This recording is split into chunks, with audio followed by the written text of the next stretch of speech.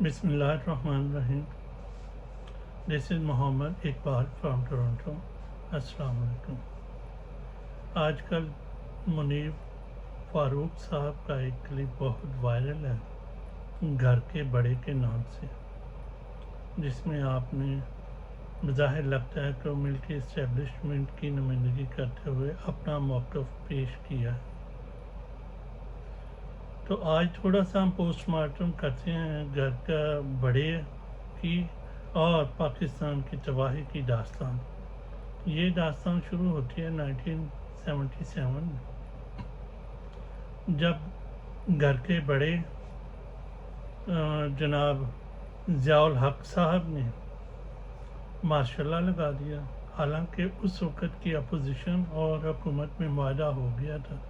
پھر گھر کے بڑے نے 11 سال تک پاکستان پر حکومت کی، اور اس دوران جو افغانستان میں پراکسی جنگ ہو رہی تھی امریکہ اور روس کے درمیان، گھر کے بڑے نے پیسے لیے، امریکہ سے ڈالر لیے اور اس جنگ میں پاکستان کو ملوث کر دیا. پاکستان کے اندر وہ جنگ کھینچ کر لے آئے، پاکستان کے لوگوں کو اس جنگ کا ایندھن بنایا، ہمارے بچوں کو مذہب کے نام پر تربیت دی کہ جناب ادھر جنگ جہاد ہو رہی ہے، اور بچوں کو ٹرین کر کے اسلحہ دے کے ادھر افغانستان میں بھیجا گیا اور مروایا گیا. انہیں مجاہدین کا نام دیا. افغانستان کی بے شمار آبادی کو بے روک ٹوک اندر آنے دیا ہمارے گھر کے بڑے نے، اور پاکستان کے اندر دور تک افغان مہاجرین پھیل گئے جو ساتھ میں اپنے کلاشنکوف کلچر لے کے آئے، ہیروئن کا کلچر لے کے آئے، اور جنہوں نے پاکستان کی بیسک فیبرک جو سوسائٹی کی تھی اس کو تباہ کر کے رکھ دیا.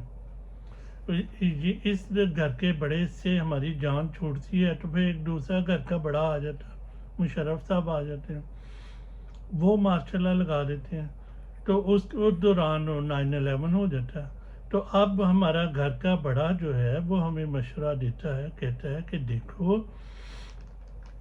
وہ جو لوگ پہلے تھے جن کو ہم مجاہدین کہتے تھے، اب وہ دہشت گرد بن گئے ہیں کیونکہ انہوں نے امریکہ کے خلاف جنگ لڑنی شروع کر دی.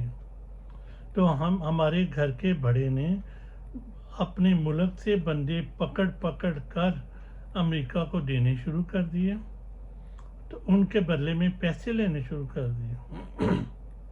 اور انہی مجاہدین کو، جن کو یہ پہلے ہمارے گھر کے بڑے کہتے تھے کہ یہ جناب یہ مجاہدین اسلام ہیں، ان کو دہشت گرد قرار دے کر ان کے خلاف جنگ لڑنا شروع کر دیں.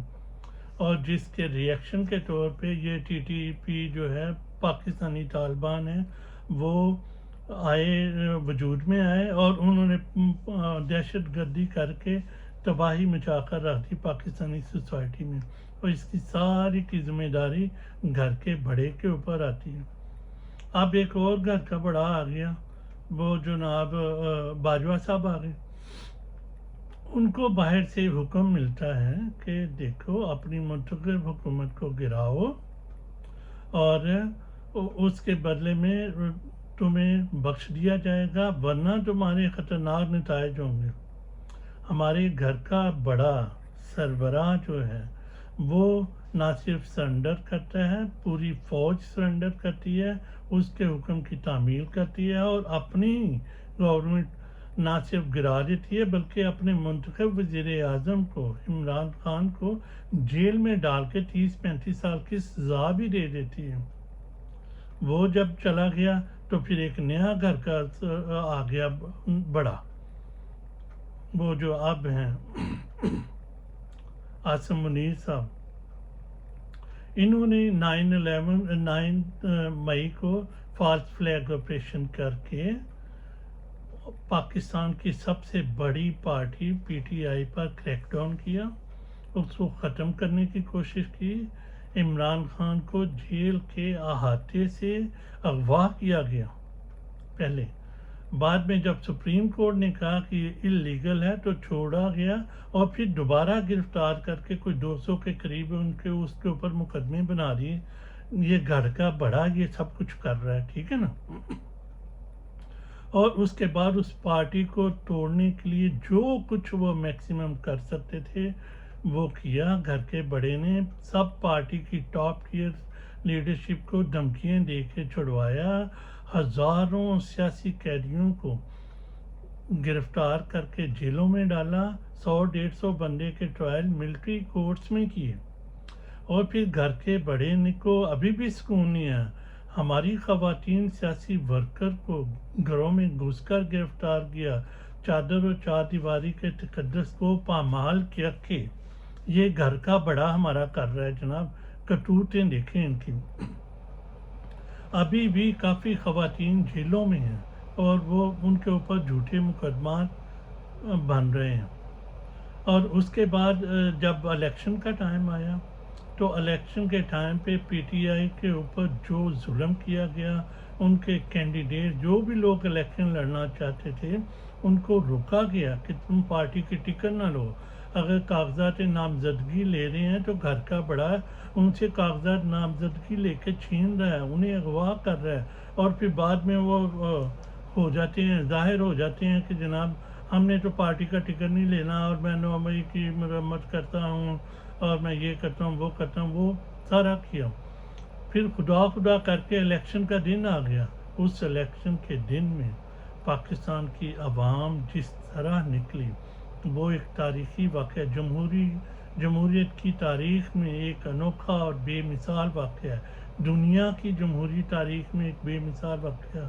اتنے ظلم اور جبر کے باوجود پاکستان کی عوام جو زیادہ پڑھی لکھی بھی نہیں ہے، ان کا لٹریسی ریٹ دنیا کے مقابلے میں کم ہے، انہوں نے ڈھونڈ کر وہ جو نشان ڈھونڈے، آپ نے پی ٹی آئی کے بندوں کے نشان ڈھونڈ کے ان پہ ووٹ دیے، کیونکہ گھر کا بڑا جو ہے پاکستان کی سب سے بڑی پارٹی کا انتخابی نشان بلہ چھین چکا تھا، اس کے باوجود انہوں نے ووٹ دیے اور بے مثال کامیابی حاصل کی۔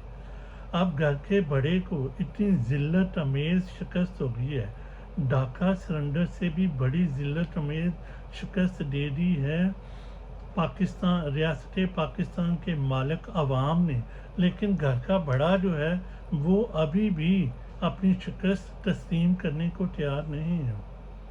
پاکستانی فوج کو یہ سمجھنا ہوگا کہ پاکستان ایک فیڈریشن ہے جس میں 4 اکائیاں ہیں اور بے شمار قومیتیں بسی ہیں، اور جن کو مذہب کے نام پہ جنہوں نے آزادی لی تھی، لیکن مذہب کے نام پہ آپ ان کو ہمیشہ کے لیے یونائٹ نہیں رکھ سکتے۔ اکانومی کے نام پر، ترقی کے نام پہ وہ اکٹھے رہیں گے۔ اگر ان کے مینڈیٹ کی توہین کی گئی تو وہ فیڈریشن سے علیحدہ ہونے کا سوچیں گے۔ یہ کھلواڑ نہ کیا جائے، پاکستان کے عوام کا مینڈیٹ تسلیم کیا جائے، اور پاکستان کی جو ریاست ہے، فوج اس کا ایک ادنا سا چھوٹا سا ادارہ ہے۔ فوجیوں کو سمجھنا چاہیے کہ ریاست میں مقننہ انتظامیہ، یونیورسٹیاں، ہمارے تجارتی ادارے، ہمارے سوشل پورے ادارے، فیبرک، بے شمار ہاسپٹل، این جی او سب مل کر ریاست بناتے ہیں۔ یہ نہیں ہوتا کہ فوج اپنے آپ کو ہی ریاست سمجھنا شروع کر دے۔ فوج ریاست نہیں ہے، فوج ریاست کا ایک ادنا سا ادارہ ہے۔ پاکستان کی عوام نے، پاکستان کے ٹیکس پیئر نے ایک ادارہ بنایا ہے جو ملک کی سرحدوں کی حفاظت کرے گا، اس کا صرف یہ کام ہے، اس کا اسٹیٹ افیئرس میں کوئی کام نہیں ہے۔ قائد اعظم نے بھی یہی فرمایا تھا، اور ہمارے جو لیڈران تھے جنہوں نے پاکستان بنایا تھا ان کا بھی یہی تھا کہ فوج کا سیاسی کردار کوئی نہیں ہوگا، فوج کا بزنس کرنے کا کوئی حق نہیں ہے، صرف اپنی دفاعی پیداوار کریں۔ فوج کا کوئی حق نہیں ہے کہ وہ کمرشل بزنس کرے، اپنے سارے کمرشل بزنس بند کرے اور اپنے آئینی کردار تک رہے، محدود رہ کے ملک کی سرحدوں کی حفاظت کرے، تب وہ ہمارے بنیں گے گھر کے بڑے۔ یہ نہیں ہے کہ آپ ہمارے اوپر ہی گن، ہم سے ہی تنخواہیں لیں اور ہمارے اوپر ہی گن ٹانگ کے ہمیں کہیں کہ ہم آپ کے گھر کے سربراہ ہیں۔ ایسے نہیں ہوگا، یہ اب نہیں چلے گا۔ ملتے ہیں پھر کسی اگلے ٹاپک کے ساتھ. اللہ حافظ.